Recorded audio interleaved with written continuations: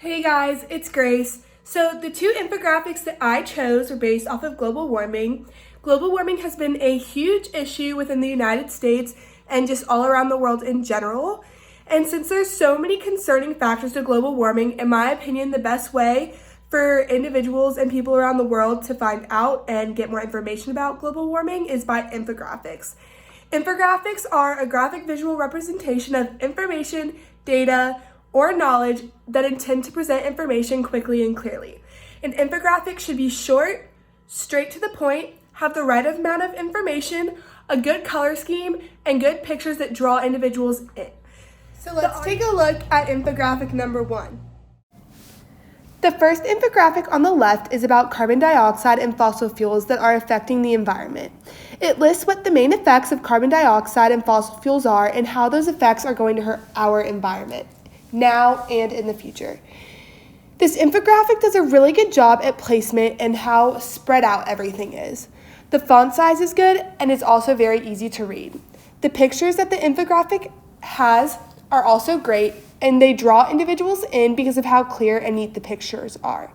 Overall, this is a really good infographic and it's really neat and clear on what it's addressing.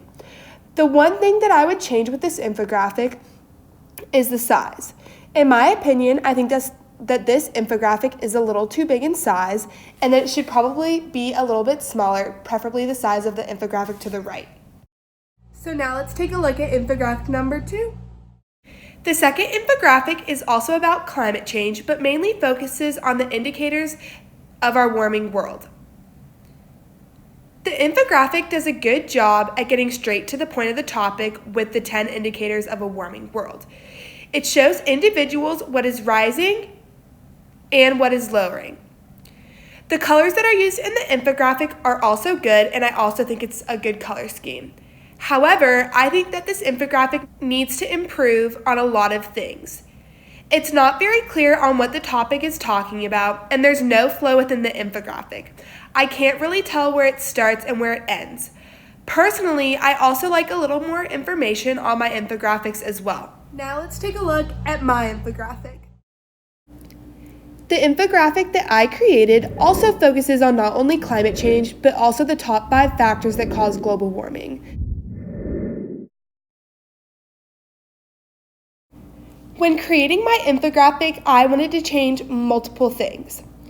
Personally, I did not like how messy and difficult it was to read the infographic to the right of my infographic.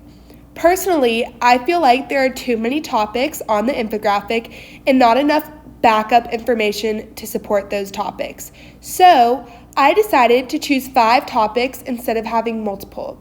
In my opinion, when an infographic has less information on it and subpoints, it is easier for individuals to read and focus on the topic at hand. Both infographics compared to mine do not have that many pictures.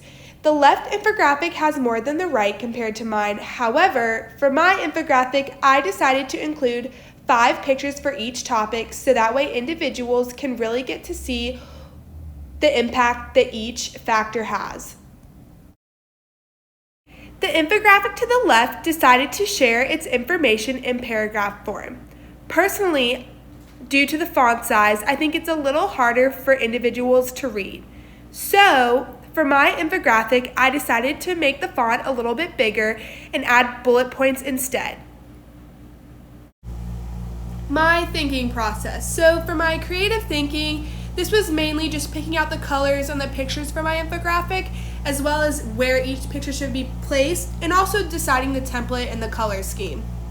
For my critical thinking process, this was mainly finding accurate information and information that was reliable, as well as where the information should be placed and the order of the information.